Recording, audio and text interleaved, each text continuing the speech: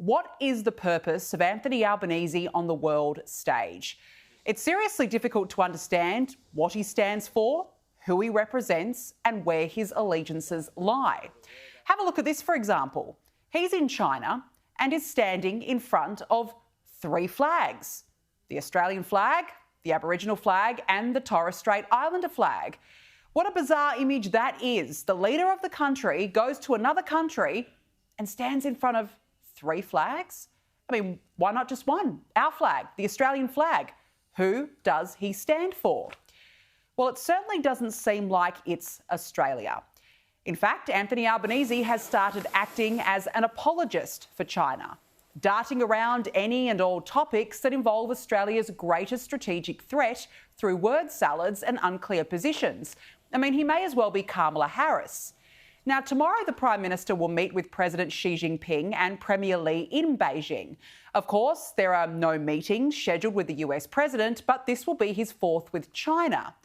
Perhaps this is why the PM seemed to have nothing to say about anything today, except for some of his favourite tried and tested topics: China, climate change, steel and iron ore.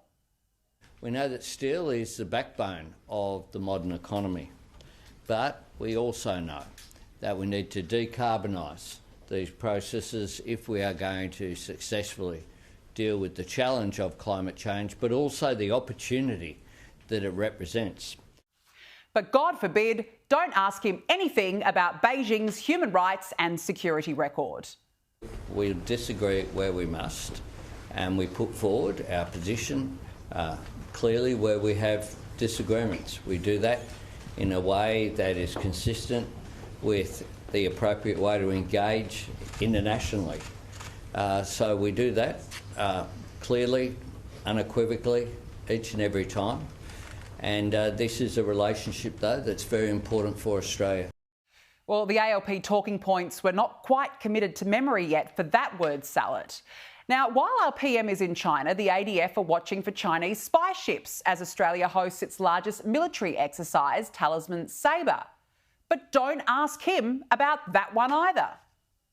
That would be nothing unusual that has happened in the past. And I'll continue to assert Australia's national interest as I do. I guess what could possibly be unusual about Beijing collecting intelligence? It's all very above board, all very normal, nothing to see here. I mean, China has been conducting training runs for invading Taiwan, and it's sending spy ships here off our coast to gather as much information about the strengths, weaknesses and vulnerabilities in our military systems and those of the United States. But no, that's not unusual. Just like it wasn't unusual, apparently, when Beijing conducted live fire drills off our coast. Is this time to sort of take a stand against China publicly about their actions?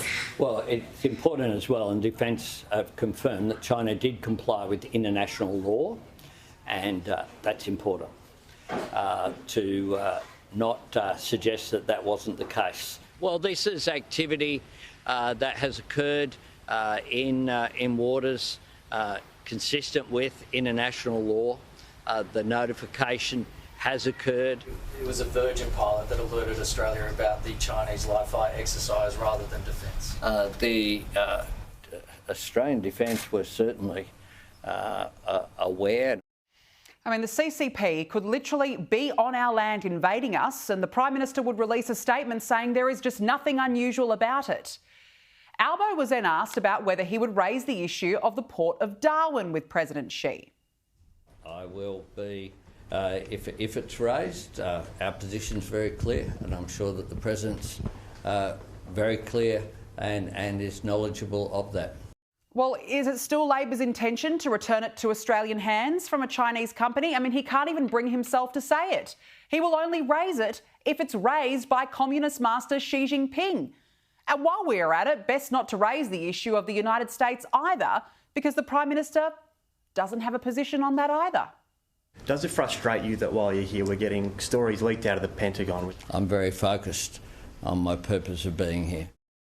Well, I mean, the Pentagon chief, Elbridge Colby, is demanding Australia pre-commit US-supplied submarines to a potential American war with China.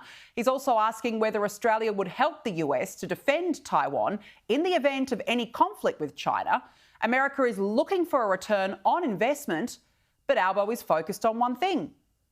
Are we any closer to locking in a time with President Trump for a meeting? Oh, look, I'm focused here in China. I've been to China twice. Tony Abbott visited Beijing before he visited Washington after his election, as did Malcolm Fraser, as did Kevin Rudd. So I think there just needs to be a little bit of perspective here. As much as, you know, I understand the fascination which is there. Well, look, I'm glad he brought up those former Prime Ministers. Tony Abbott met then President Barack Obama in the White House. Kevin Rudd met Barack Obama in the Oval Office. And Malcolm Fraser met President Jimmy Carter at the White House. All have done what Anthony Albanese has not. Even King Charles has managed to score a meeting with Donald Trump when the president visits Britain in September. And there really is no point asking the Prime Minister anything because he doesn't have a position or he just simply doesn't know. He's focused on China while the relationship with our number one ally is crumbling. But have a listen at the shift in tone when the Prime Minister is asked about the war in Ukraine. We have a strong position on support for Ukraine and against the illegal and immoral invasion by Russia. That's an example of where conflict leads to economic costs, not just humanitarian costs. The biggest cost, of course, and concern there is the devastation that has been caused for innocent Ukrainian civilians. Well, good to know the Prime Minister found a strong position on something today. He's more than willing to support a democratic country like Ukraine when it's attacked by communist Russia, but doesn't have a position when it comes to democratic countries at stake from communist China, including our own. So, gee, wouldn't it be great if the Prime Minister took on his own advice? At the end of the day, people-to-people relations are so important. Exactly. And that is the most sense he's made all day. Person-to-person relations. Now, it's important moments like these on the world stage that make or break leaders. The Prime Minister is so weak on so many topics he just can't answer, or he's just too scared to. And he hesitates on anything that has not been pre-scripted in advance by Labor. This is the leader of our country refusing to exert any authority on communist China while alienating our number one ally instead. He opts to be a spectator on the world stage. Now, if Albanese was playing in the A-League, he would have been subbed out to the reserves a long time ago or subbed out altogether. He's a weak player who doesn't know where his allegiances lie. So I ask again, what is the purpose of Anthony Albanese on the world stage?